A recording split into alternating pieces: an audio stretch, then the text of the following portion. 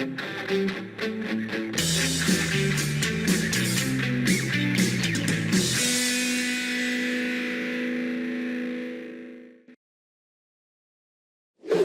and welcome to our edition of FinTech Focus TV with me, Toby Babb. We are here at the Trading Tech Summit in Canary Wharf, and it is a great pleasure to introduce Deepak from Rapid Edition. Deepak, great to have you on the show. Thanks for coming. Thank you. Great to be here. How's it been? A good day? Yeah, it's been a good day. Learning a lot, listening to a lot of news. You've been on the panel. I heard you smashed it. Very well done. Thank you very much. So look, Rapid's a company we've known for a long time. I've seen it evolve a lot over the last sort of 4 or 5 years or so. You've been at the hub of that with as the CTO. Tell us a little bit about what you do and Rapid Edition, and then we'll come a little bit more into what you've been talking about today on the panel. Sure, thanks. Yeah. So I'm Deepak, CTO here at Rapid Edition. I've been in the company for 3 years, but prior to that I spent 20 years in front office IT, working at various investment banks, working at both designing and building high-performance trading systems. I worked both on modern architectures and also legacy trading systems. So our product empowers financial firms to extend the client offering by allowing them to deploy their own proprietary IP on our high-performant, low-latency platform, which is built for resiliency. Fantastic. And tell me a little bit about your panel today. So you were there talking about the move from monolithic to agile architectures, microservices, everything else in between. Hot topics at the moment. Tell us a little bit about what the trends, what your messages on that panel were today. So the panel was very informative. We talked about what microservices are and what it is in terms of low latency, high throughput trading platforms for microservices. We talked about what's going to come out in this new space. We talked about how companies will transition from monolithic to microservices. So there was a lot of topics on these subjects. An enjoyable conversation. And as I've spoken to John Butler today, who came over and spoke about what he was talking through.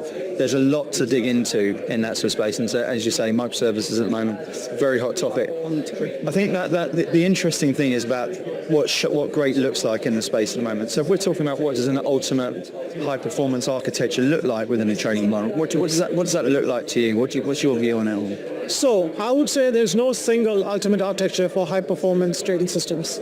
Instead, what you have is a lot of design principles, and what you got to do is pick the right design principles and patterns for the problem you're solving.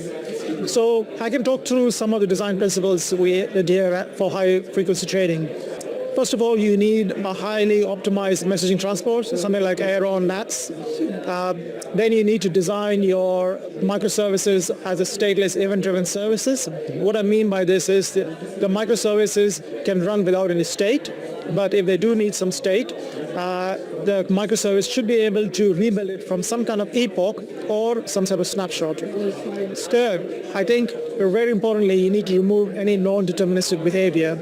And this is where jitter comes in and creates problems. So some of the principles to remove non-deterministic behavior is thread pinning, thread isolation, making sure you don't have a lot of thread context switching, which creates misses CPU caches and causes delays.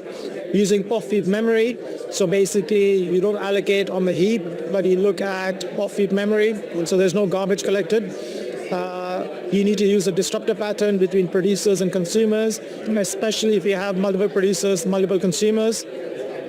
Optimizing your serialization, deserialization is really important because a lot of time is spent in serializing messages. Optimizing a network is another option, so you might have to look at SmartNICs, Solarflare, or also some libraries that might help you do some kernel bypassing for optimizing message flow. And then also you need to really look at removing any simplification. So basically remove any piece of code you don't need. Ask yourself, do you really need HA and DR for your price distribution system?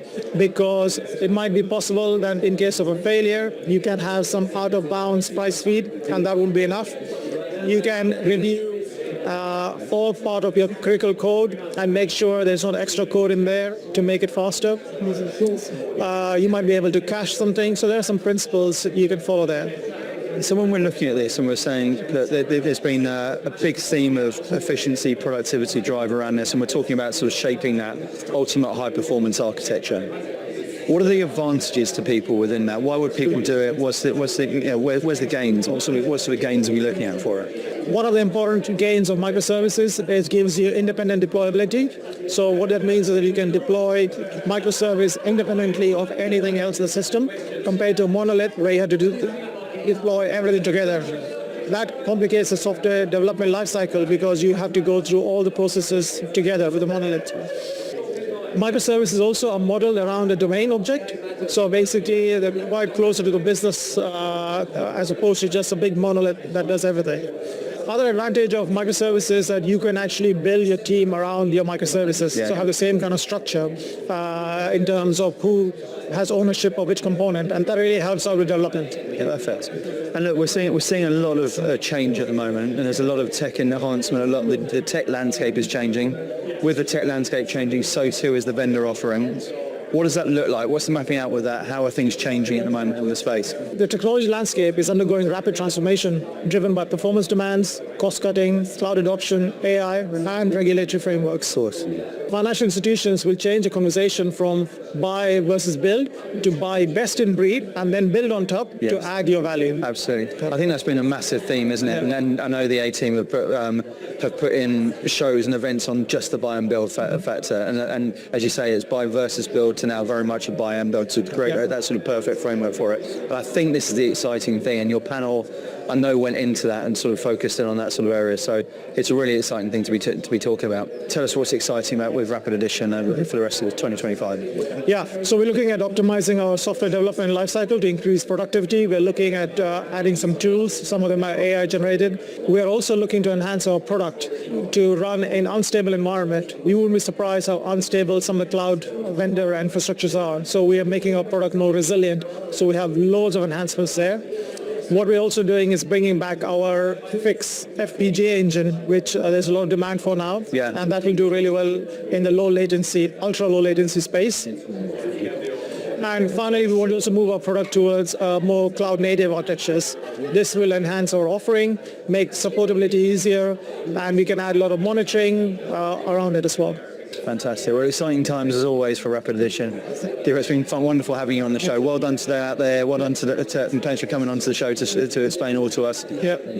And thanks for joining us. It's been enjoyable. Thank you very much for inviting me here. Absolute pleasure. See you later. We'll do. And thanks all for watching. We will see you soon on the next episode of FinTech Focus TV. Thanks a lot.